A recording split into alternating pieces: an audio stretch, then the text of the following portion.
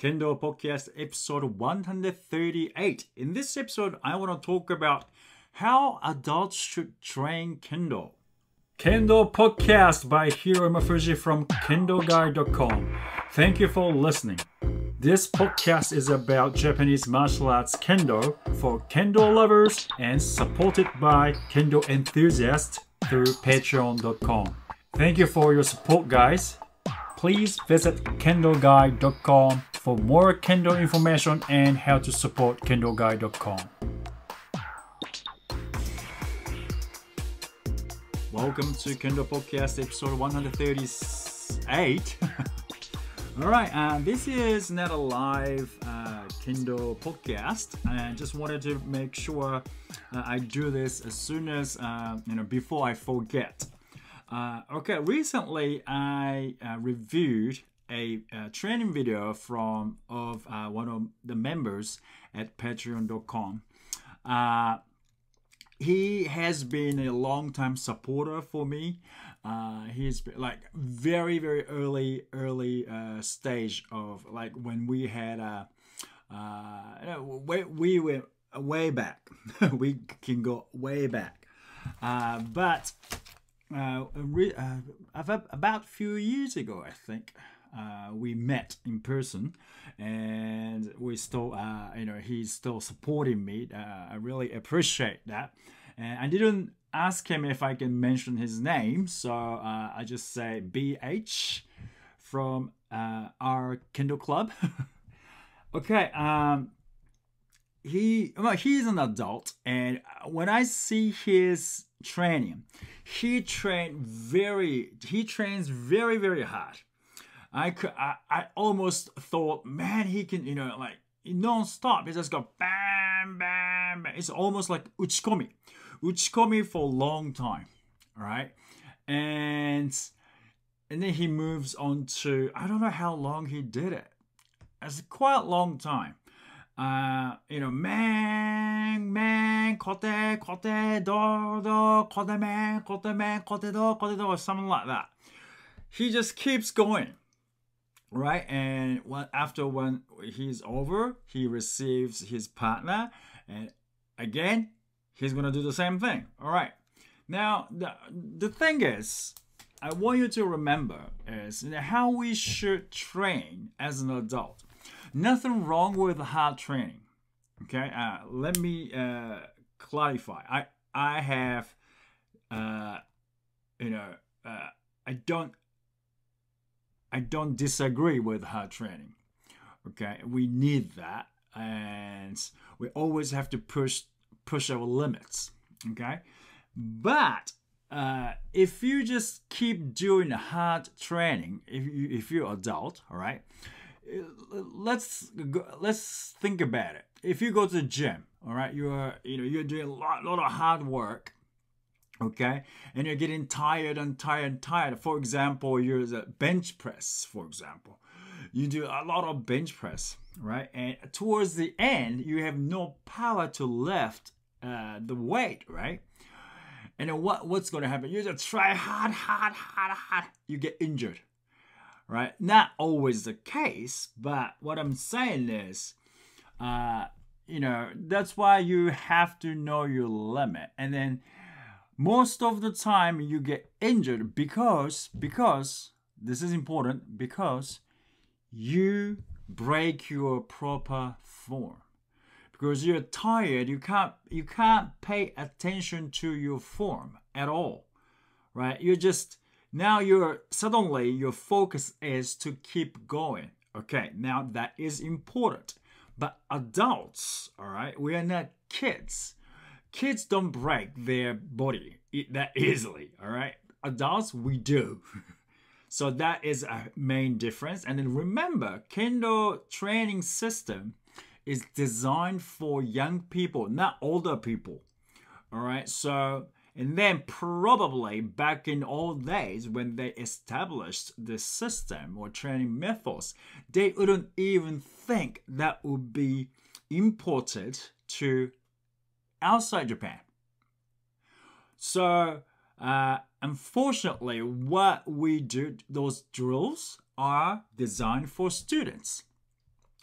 I think I'm very confident about that. So if you just do it without knowing about it, you are actually you're training Kendo like students. What I mean by students, high school students, okay, or junior high school students. So, okay, yeah, it's important to push yourself to the limits, but it's also important for you to know why you're doing that. Okay, so let's talk about the basics. Now, you do kirikaeshi and all. Man, strike man, kote, do, right? Why are you doing that? Okay, everyone says the basics is very important. All right, we all know that. Why is that so important? And more importantly, also important, more importantly, suburi, okay, suburi is good, okay, but it's not how we strike.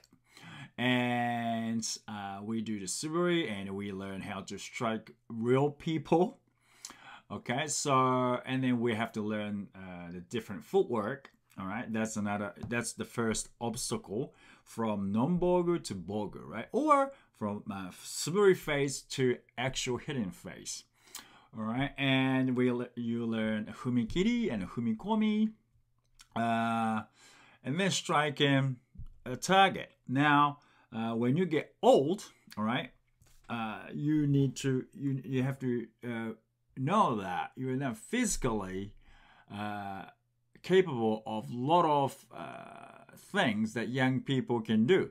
We all know that, but for some reason, all right, we forget about it. So myself too. Okay, I'm not that young anymore. A lot of people say, "Oh, you're still young." I'm bloody 45. I can't move like high school student anymore, right? So I don't train like them. And my sensei specifically told me not to move. All right, don't move or don't strike too much. Okay, so here we go. I want to move, but I'm prohibited to move. Okay, now. So basic is it's like you're learning the form. Okay, so let's say kirikaeshi. Why are you doing kirikaeshi? People say the kirikaeshi is very important. Yet, right, we do kirikaeshi at the beginning and at the beginning of training, at the end of training. Why is it so important? Right? So we know like 10 benefits of kirikaeshi strikers for strikers, and 8 benefits, I believe it was, or 10, I don't remember. But we have benefits for receivers, motodachi as well. All right. So we have benefits for everyone, but do we know that? Do we even think about it when we do kirikaeshi, or we're just going through the motions? Right, kirikaeshi, when you do kirikaeshi, you make sure you do the right thing, right? You focus on the basics. The basic is simple. You create or you recreate the basic structure of your kendo. So you don't have to worry about the structure form. Okay, form of your kendo when in Juichi-geiko, for example, when you make it smaller. Okay, so smaller, people, for some reason, a lot of people, especially adults, people, they learn good basics, and then they put men on start kirikaeshi. Every single good basics just gone out of the door. Bye bye good basics. Now I'm gonna do something different. So that is not cool, right? And you spend a lot of times to learn the basics, and then now you don't have it anymore. And then you do something different. All right, that is the first thing you have to focus. So, actually this BH from the members at patreon.com, he has a good basics. He really does. But and then when he gets tired, when we get tired, we lose our form, right? And when we lose our form, we start developing bad habits. Now, in Japan, okay, we do a lot of basics when we were kids. When we were kids, we do a lot of basics, and then it's autopilot. Okay, so until it becomes autopilot,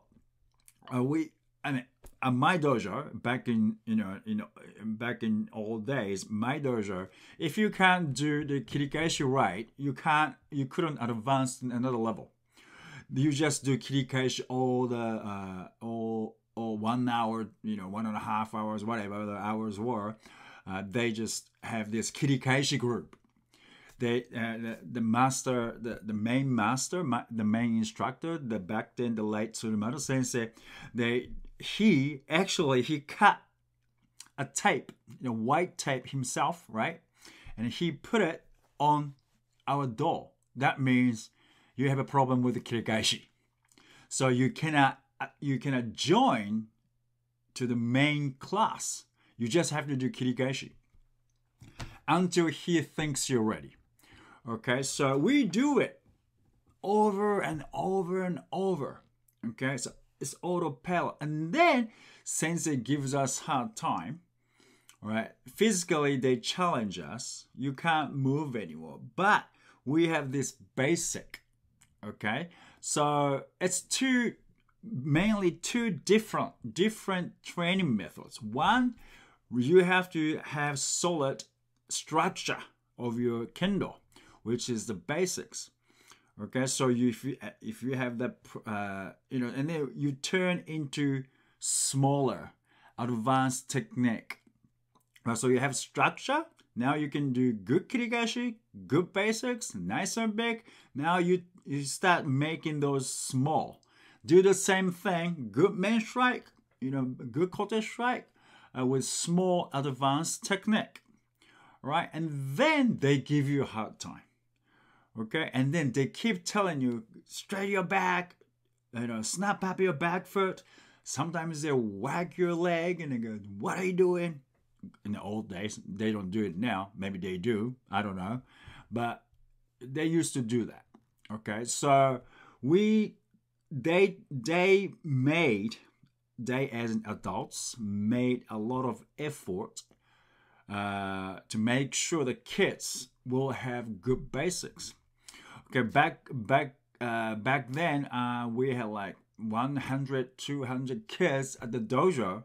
So of course they we have a lot of senseis walking around and check yourself, and then they make some groups by like, okay, 1Q, 2Q, 3Q, or 1Q, 2Q together, 3Q, 4Q together, something like that. They group up us, and then we did basics, mainly basic kirikaeshi, uchikomi, then and kirikaeshi.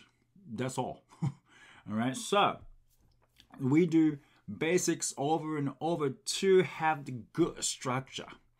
Okay, and then they didn't give us hard. It was tiring, but it's not tiring as in like, oh, my footwork is bad. We can still focus on footwork, and we can still focus on good strikes. And then that was tired enough. At the end of the training, maybe sensei start putting men on, which is a bad sign because we know we're gonna get hard time. Okay, Kakari-geiko, don, and then those higher group, say 1Q, 2Q, or those who go to tournament maybe, that sensei comes in and then he becomes motodachi for this particular group, and then go very vigorous, or whatever you want to say, energetic Kakari-geiko time. Okay, so that's completely different. So one, good basics time, and two, hard training time. So adults, all right, I think we really have to focus on good basics. Okay, I'm not talking about basics. Put men on basic as in big strikes as well as small strikes. Basics here, what I mean is you have to, the structure. Okay, structure of your kendo. Good posture, good tenouchi and all. Okay, good footwork. Footwork includes fumikomi ashi. It's a part of it, it's an advanced technique of okuriashi. Okay, so you just hop instead of sliding on the floor. You all of a sudden you decided to hop forward. Okay, so that is what I mean. So basic is to have us ready to do more advanced techniques. So that's why you have to pay attention. Kirikaishi as well. Kirikaishi, a lot of people make it smaller. If your intention is that, I think it's okay. So you have to have purpose. Each training method should have purpose. Your purpose, not maybe some sensei says, okay, this is for this, so pay attention to such and such. That's different story. But if you don't have instruction, like normal training, and okay, kirigaishi hashime, yeah, man, right? You have to have purpose for that. So you work on, okay, I want to make sure complete strike. Okay, I don't want to go through the motion. Even when you do it smoothly, you can complete each strike. Okay, not striking somewhere very top of the shinai. That's not good. So strike down, try to cut down into man, but of course you get blocked, so you can't reach the man strike, the man or your receiver's man, but still you intend to complete your cut. Okay, and then make it smooth. So that's one thing. Or you can go, okay, I'm gonna just strike. I want to work on speed, so I'm gonna make it smaller, and I want to see how I can make it faster or smoother in small strikes in kirigaishi. Now that's another story, right? You have this intention to do kirigaishi to improve certain part of your kendo, all right? So you have to have a goal in each basics. Okay, now my strike is a bit off timing, so I want to work on that. All right, everyone do the same thing. Okay, kirigaishi hajime, boom, da da da da da da. Oh, I don't want to break that rhythm. Okay, everyone's doing it fast, so I want to do it. Probably I should do it fast. Who says that? Kirigaishi basically is to, if no one says anything about it, it's supposed to be for you to train or make the good structure of your kendo. That, I think that's what it is, So you have to make sure you're doing it right, okay? And then you can make, okay, so I want to make it harder. How can I make it harder, without losing my good basics, good structure? Okay, how about trying to have kiai as long as possible, man, or something like that, right? And people say you can do it one breath or not. I don't really recommend to do it with one breath, but you can try. But important thing is when and how you breathe in. Okay, you can breathe out, but how you breathe in is more important, and when you breathe in is more important than keep it going. Some people just hold on breath, like trying to get one breath. It's completely different subjects, isn't it? you lose everything. You guys go smoothness is one key, I think. And then you can try that if you can, or if you cannot. I don't want you to pass out, so gradually make your breathing longer. Okay, don't try too hard. No one wants you to pass out. Okay, so for adults, have purpose in each Kihon drill. Don't just go through the motion. Okay, sometimes if your sensei gives you, I don't want to say a hard time, just challenge you physically, just go for it. Try to keep the good basics, yet, right? Your sensei pushes you, so accept that challenge, and then try to push yourself, and then see what happens. And I'm sure when he's gonna stop or she's gonna stop you when they think, oh, this is the limit. Okay, he did a good job or you did a good job, so let's finish this. And then they're gonna tell you, oh, even though you get tired, you want to keep your good basics. Okay, so let's focus that. Focus on good basics, but challenge you physically. Okay, so that is what adults should do. You see a lot of things, young people doing, very good kakari-geiko. You don't need to do that, all right? Unless you really want to, you can try that, but it's not the point for adults. Adults, let's say adults as in, like 45 or, if you want to try that, that's fine. But it's not like everyone has to do it. Okay? I'm not disagreeing with these hard training in your adulthood. No, it's not a problem, if you want to go hard. But I want you to have purpose. Is that if you're challenging yourself physically, that's fine. If you want to keep good basics and physically challenged, keep that in mind. I work on good basics as well, as in good structure, okay? Good footwork, good Kiken Tai Chi, good Zanshin. You don't want to forget these. And then physically, you challenge yourself, like, young people. Again, if you can do it automatically, you can do everything in autopilot. Like good basics, good footwork, good strikes, good zanshin, autopilot, just just challenge yourself physically. It's no problems. But, again, take it easy, okay? I don't want you to get hurt. I don't want to hurt yourself. And of course, if you get hurt, your kendo mates will lose one training partner, which is a big loss, okay? So outside the dojo, before and after, make sure you take care of yourselves, okay? When you get hurt, heal first, okay? When you think you probably need stretch, do so, okay? If you need to lose weight, do so, okay? Everything for you and for your training mates and for your physical improvement in kendo and in your daily life.